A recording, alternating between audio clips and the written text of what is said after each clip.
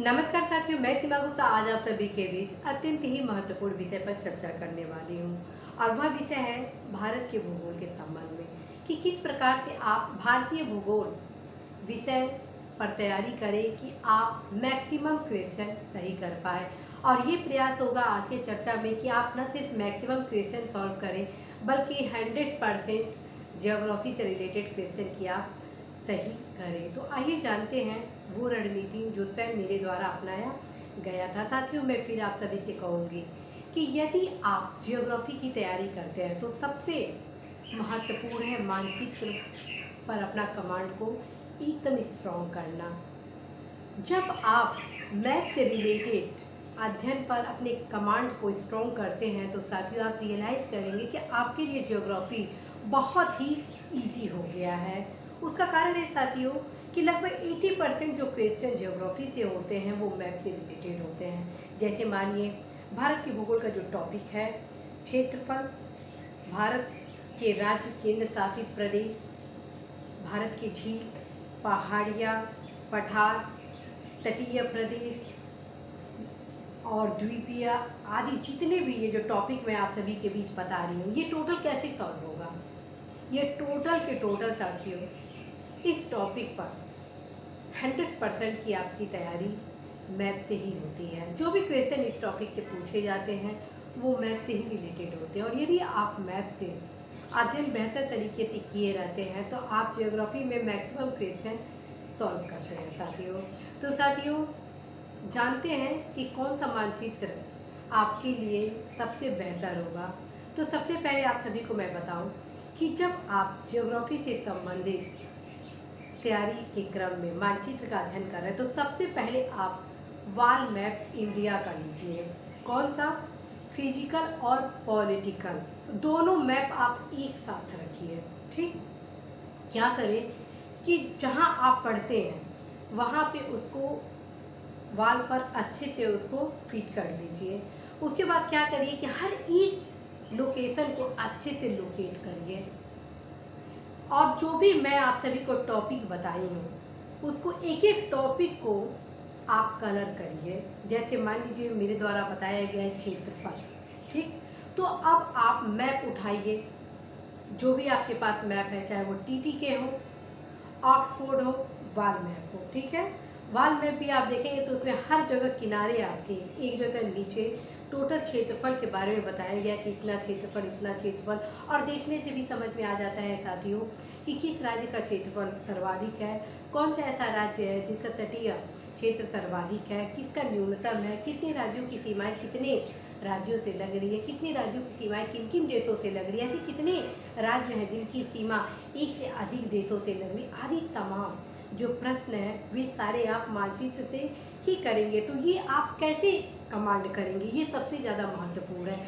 क्योंकि क्या होता है, मैप देखना एक आर्ट है और जिसने भी इस आर्ट में सक्सेस प्राप्त कर लिया वो समझिए कि ज्योग्राफी से जो भी उसके प्रॉब्लम है वे सारे सॉर्ट आउट हो जाएंगे। ठीक है, तो देखिए आप क्या करेंगे, मैप का जब अध्ययन करेंगे तो कौन सी तकनीक अपनाएंगे। जितने भी मेरे द्वारा टॉपिक बताए गए हैं एक एक टॉपिक को उठाइए, क्षेत्रफल को उठाइए तो सबसे पहले क्या करिए, जितने क्षेत्रफल है उसको लोकेट करिए। ओके, फिर देखिए कि किन किन स्टेट की सीमा किन किन देशों से लगी है, उसको भी नोट डाउन करते चले। और सबसे बड़ी बात है कि मैं आप सभी को ज्योग्राफी के संबंध में स्पेशल तौर पे कहूँगी कि जितने भी ये फैक्ट आप कर देखेंगे और उसको सारे एक नोटबुक में नोट डाउन करते चले कि ये मान लीजिए यूपी है तो यूपी की सीमा किन किन स्टेट से लगती है, एमपी है तो एमपी की सीमा किस किस स्टेट से लग रहा है। दूसरी चीज़, यदि भूटान है तो भूटान की सीमा भारत के किन किन राज्यों से लग रही है, अरुणाचल प्रदेश की सीमा किन देशों से लग रही है। ये टोटल चीज़ आप अपने नोटबुक में नोट डाउन जरूर करें क्योंकि हर 1-2 साल पर इस प्रकार के प्रश्न आप सभी के परीक्षा में पूछे जाते हैं। दूसरी चीज़ आप सभी को बताना है, जितनी भी नदियाँ हैं उसको भी आप अवश्य ही कलर करेंगे। साथियों यू कांट बिलीव, जैसे ये प्रोसेस आप अपनाएंगे, जैसे ही हर एक टॉपिक को अपने मानचित्र में आप लोकेट करेंगे, कलर करेंगे और उससे संबंधित जितने फैक्ट हैं उसको संबंधित बुक से पढ़ेंगे तो बहुत ही ईजी वे में आपकी तैयारी कंप्लीट हो जाएगी। साथियों, अब हम आते हैं मैप से इतर कि कैसे आप ज्योग्राफी के अन्य तैयारियों को और स्ट्रॉन्ग करें। साथियों, मेरे द्वारा जब ज्योग्राफी की तैयारी की जा रही थी तो उस दौरान भारत के भूगोल के लिए अनिल केसरी के भारत के मानचित्र से संबंधित एक किताब आता है। उसमें हर एक टॉपिक पर अच्छा खासा थ्योरेटिकल पोर्शन भी दिया गया होता है। मान लीजिए नदी है, भारत की जो तमाम नदी तंत्र हैं, गंगा नदी तंत्र है, ब्रह्मपुत्र नदी तंत्र है, सिंधु नदी तंत्र, उसकी कितनी सहायक नदियाँ कहाँ कहाँ से उद्गम हो रही हैं, किन किन जिलों से जा रही हैं, नगरों को किनारे बसे, नदियों के किनारे बसे जो शहर है, ये टोटल फैक्ट उस किताब में दिया गया है। मान लीजिए जो पहाड़ियाँ हैं, आपके पर्वत के शिखर है और श्रृंखलाएँ हैं, वो टोटल चीज़ क्रमबद्ध रूप से दिए गए हैं। क्या क्या विशेषताएँ हैं वो टोटल उस किताब में दिया गया है। यदि आपको अनिल केसरी का भारत का मानचित्र से संबंधित किताब नहीं मिल रहा है तो आप अवश्य ही के सिद्धार्था का किताब ले सकते हैं, वो भी अल्टीमेट किताब है। तो साथियों, मैं इस प्रकार से तैयारी की। जब भी मैं अनिल केसरी के थ्योरेटिकल पोर्शन को उठाती थी टॉपिक से तो तुरंत मैं मैथ से भी क्लियर करती थी और एज वेल एज जो थ्योरेटिकल पोर्शन था उससे भी क्लियर करती थी। साथ में ये भी प्रयास होता था कि एनसीईआरटी से रिलेटेड जो भी फैक्ट है उसको भी मैं साथ ही लेके चलूँ। इससे क्या हुआ साथियों, बस एक बार प्राइमरी स्टेज में आपको थोड़ा टफ लगेगा ज्योग्राफी की तैयारी करने में, क्योंकि आपका ये पहला चरण होगा। लेकिन जैसे ही साथियों ये प्रथम चरण आपका कंप्लीट होगा, वैसे ही साथियों आप सभी की तैयारी का जो स्तर होगा वो काफ़ी इजी गोइंग होने लगेगा।